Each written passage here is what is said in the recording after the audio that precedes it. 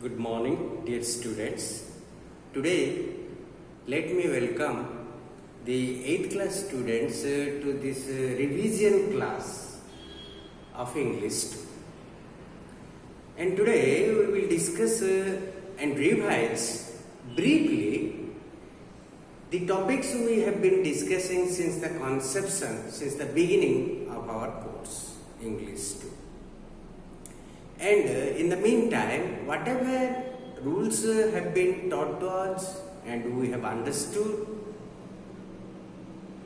we will again recall them so that we can appropriately prepare for the coming test. Okay? Therefore, before understanding, before revising the topics we did discuss in our previous classes of English 2, let's have a little concentration, and for that, please sit Siddha Vidhyana Mudra and have Brahmanad.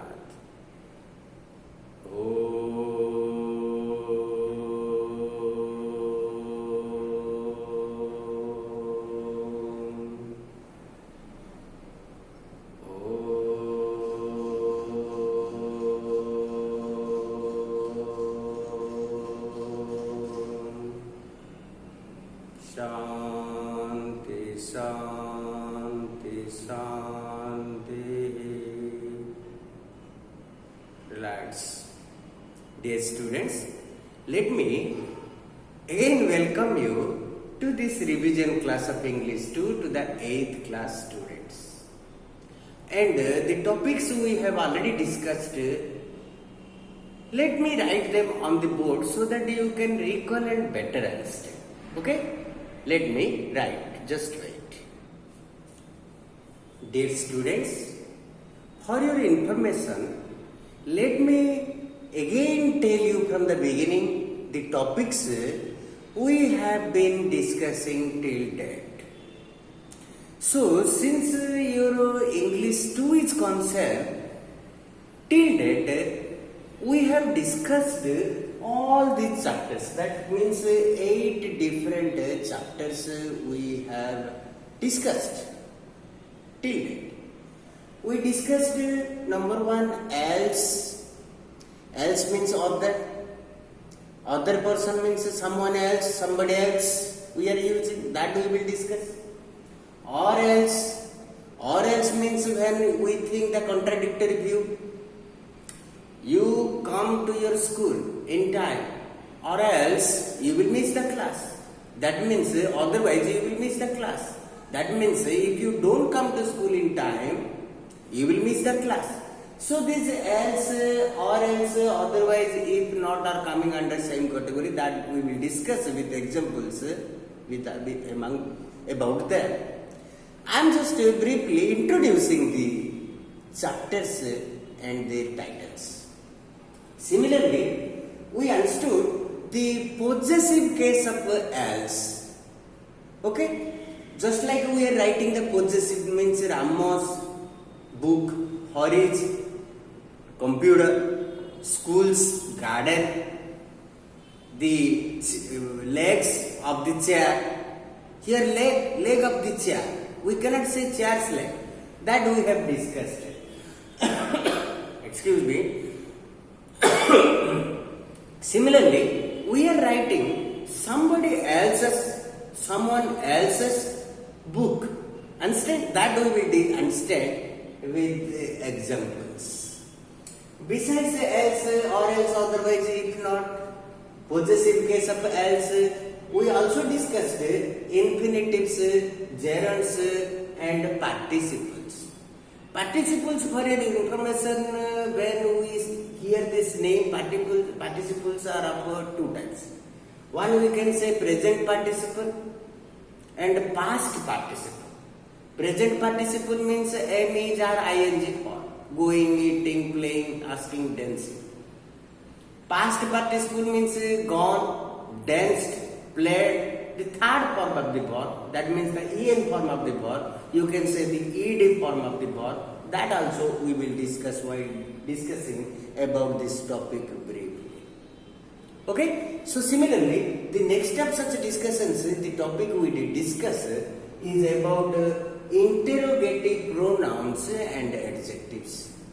As we know, interrogative means asking questions. Some words we use to ask questions, they are called interrogative words, like who, whom, whose, what, which, where, how, why. All those words, when, where, all those words we are using to ask questions, therefore they are called interrogative words or double-edged words.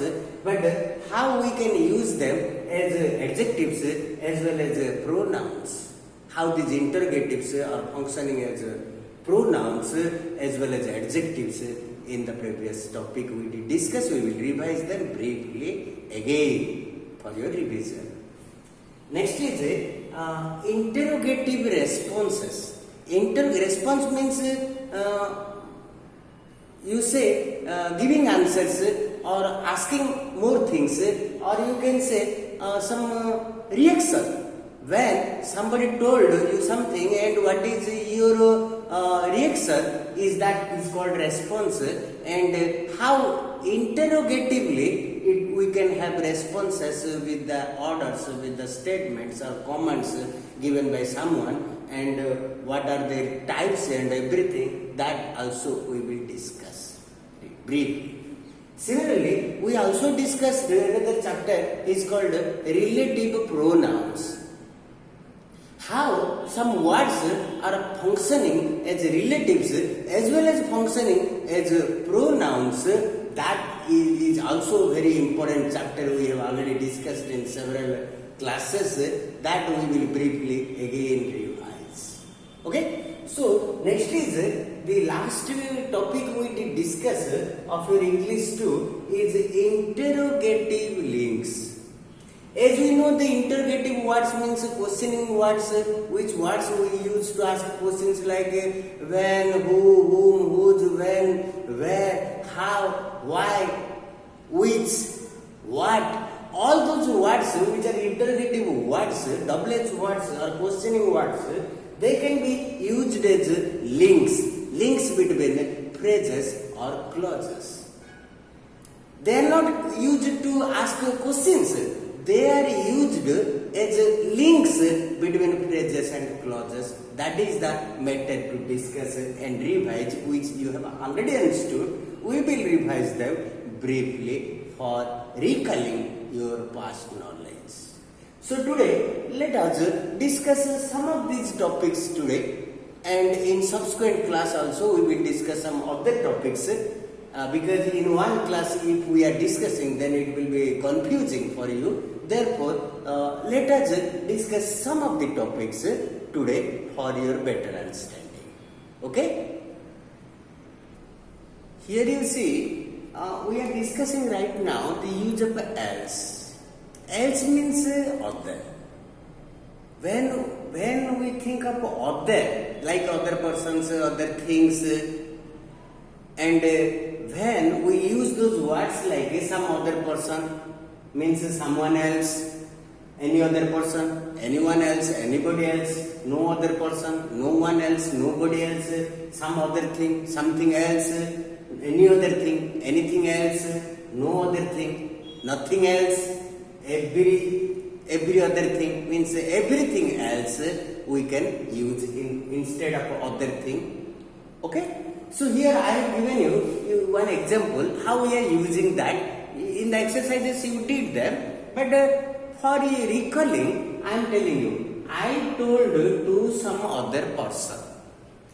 That means I told to someone else, or I told to somebody else. Similarly, I have some other thing to give you. That means other thing, some other thing means something else to give you. So here we understood this use of else, how we are using it to replace other. Similarly, let us understand briefly how we use or else, if not and otherwise. Okay, let me write an example. Let's now understand how we are using or else, otherwise, if not. It's very easy. you see one sentence I am writing. Come soon. Come soon. If you don't, the boss will leave. Come soon. Come soon. Come soon. If you don't, that means if you don't come soon, the boss will left. Okay? So this will be the result if you don't do this thing. Okay? Unless you come soon, the boss will left. The other ways we can express these statements in our day-to-day interactions, but as far as grammatical construction is concerned, we must understand what exactly is it. Similarly, we can use or else in place of if you don't. How can we use come soon? Come soon. Or else the boss will leave. Come soon, or else the boss will leave. So here, in place of this if not, we have used or else. We have substituted. That can be easily substituted. There are different ways. Means there are different ways to express our views, and we can interact using different ways. Similarly, we can also use otherwise. What is that? Come soon. Otherwise, the boss will leave. Understand? So we can use either. We can use anyone. That means we can use or else. We can use if you, if not, as well as we can use otherwise to express our view that something will be resulted if we don't do something earlier. Understand? So let's understand the possessive case of else briefly. Okay? Let me write something. Here, let's understand the possessive case of else. Possessive case of else means when we are making the possessive case of Ramo apostrophe s. Similarly, the possessive case of else is else apostrophe s. So how can we do this? How can we use them? So it is, suppose we will write example. It is some other person's cap. It is some other person's cap. Some other person means someone we can use to somebody also we can use. We can use someone else's cap or somebody else's cap. Understand? So this is what we say the possessive case of else. Understand? Now we understood else or else, otherwise, if not, as well as the possessive case of else briefly to recall your past knowledge and past understanding. Let's understand the fourth topic here for your understanding briefly. Now see, our fourth topic, we have already discussed them, but today as we are revising, let me briefly again recall what are they and how we use them. The topic is about infinitives, gerunds and participles. So how we are using them in our interactions, in our writings and text, in our speech as well. Therefore, let's fundamentally understand what exactly these infinitives are. When we talk about infinitive means the root of a verb. Okay, root of a verb means we are not using anything. The first form of verb, that means we can say eat or eats is the first form. But here only eat is called the root form of the verb.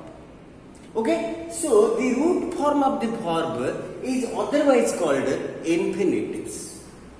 But in English grammar, infinitive means we are not only taking this first form of the verb, we are taking infinitives in two ways. That means root form of the verb used in two ways.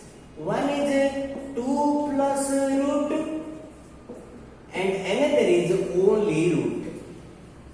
That means to eat and only eat.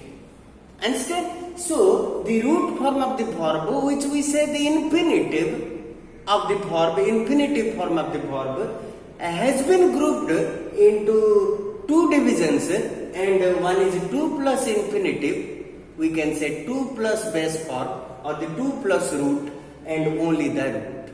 Understand? As far as our topic is concerned, today is only the 2 plus infinitive. And for your information, this 2 plus infinitive, basically when we use it in spoken English, it is talking about a future action. That future action can be in the past, can be present, can be future. But action is often for future.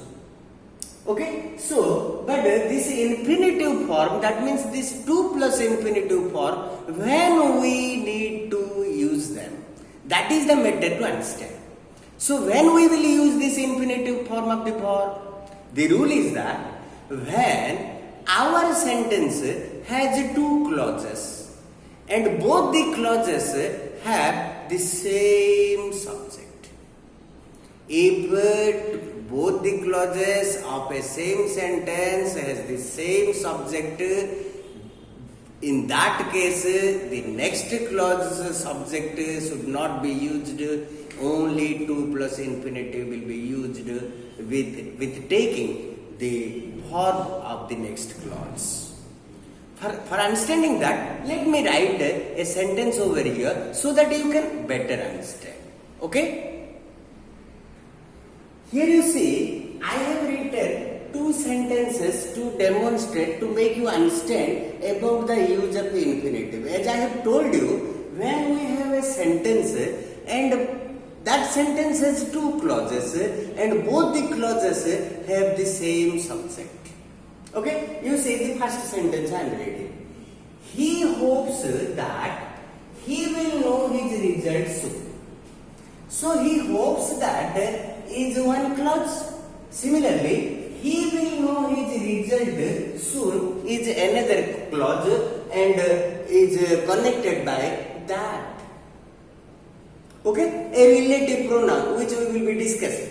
So here what happens, here you see the subject is he in the first clause as well as the subject he in the same clause, and both the clauses have the same subject.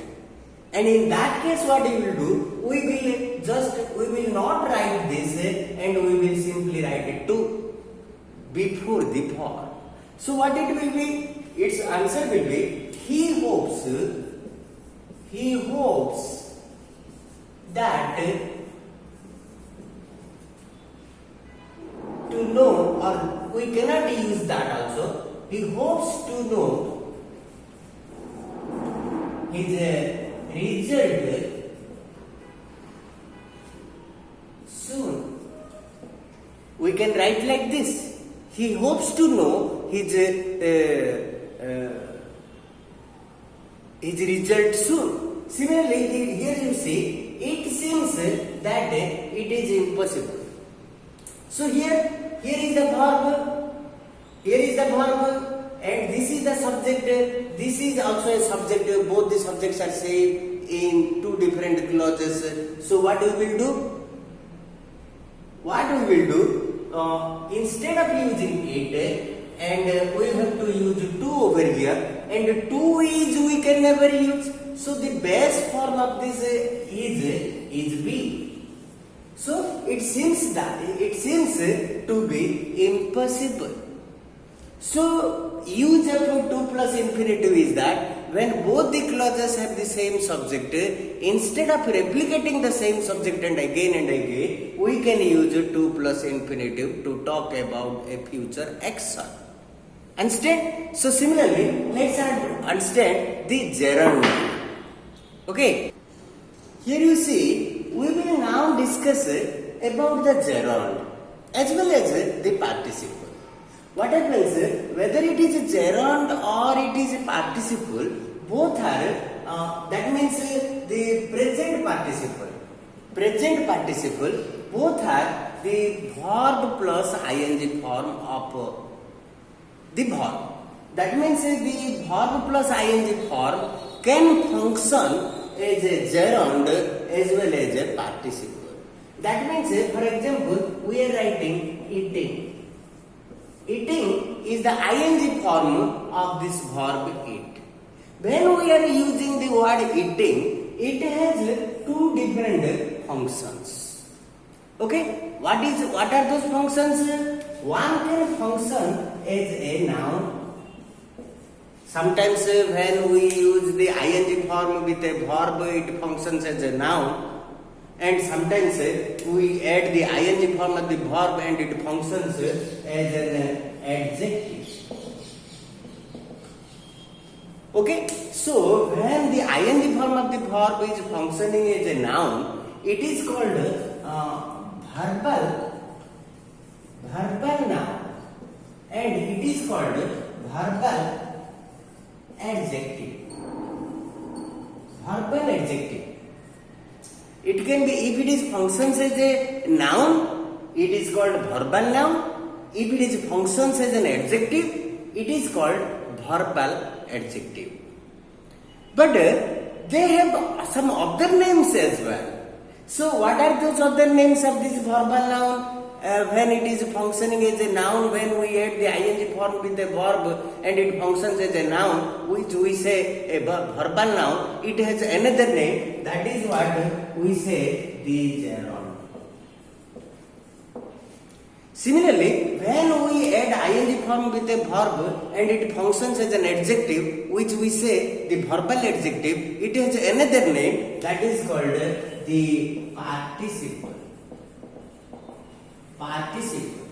You understand? So both noun, verbal noun and verbal adjective are nothing but the ing form of a verb, and if the ing form of the verb is functioning as a verbal noun, it is called gerund, and if the ing form of a verb is functioning as an adjective, it is called participle. Okay? So for example, I am telling you Ramu is a boy. Here Ramu is a subject, Ramu is a name, Ramu is a boy. So we take Ramu as a noun instead. Similarly, running is an exercise. Here running, we added ing form with the verb run, and it is functioning as a noun as it was functioning as Ramu. Running is an exercise. I don't like swimming. Swimming is good for health. Walking is a good exercise. Understand? So here in these words, in these sentences, we used ing form of the verb in the place of a subject, and they are functioning again as nouns. Therefore, they are called verbal nouns or gerunds. Similarly, let me tell you how it is functioning as an adjective. So I saw a dancing girl. A girl is a noun, but here dancing girl means dancing is enhancing or qualifying the meaning of the girl, which is a noun. Therefore, here dancing is functioning as an adjective. So, but it is derived from a verb, so it is verbal adjective. But here functioning as an adjective, and it is called participle. Understand? So let me write some sentences from where you can better understand about the verbal adjectives and verbal nouns and what are the gerunds and participles. Okay, let me write them. Here you see some examples, some statements I have written over here for your understanding about the verbal noun which we say the gerund and the verbal adjective which we say the participle. When the ing form is functioning as an adjective, it is called participle, that means present participle. If the ing form is functioning as an noun, it is called verbal noun or gerund. You see, walking is an exercise.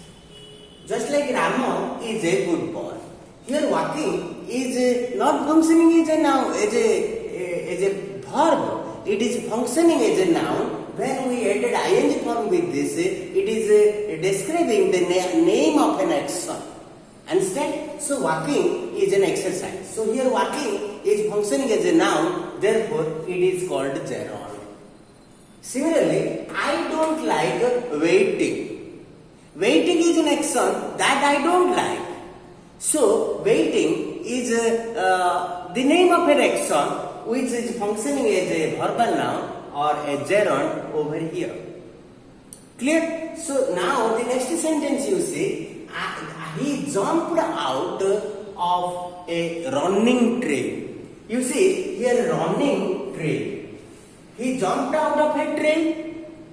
Suppose this is, he jumped out of a train. That means he jumped out of a train. It is over. But when the train was in the process of running, that means running is enhancing or modifying, you can say the qualifying the meaning of the train. So here running is functioning as an adjective of this train, though the verb plus ing is functioning here as an adjective of another noun, therefore it is called participle or present participle, you can say. Understand? So similarly, this running is here is not functioning as a noun. It is functioning as an adjective. Therefore, it is called present participle. That is present participle, not gerund. Here, walking and waiting are functioning as gerunds because they are describing themselves as nouns, despite they are used with the verb plus ing form and functioning as a noun. Similarly, I saw a dancing girl. Here you see, I saw a girl. It's okay. I saw a girl. Everybody can see a girl.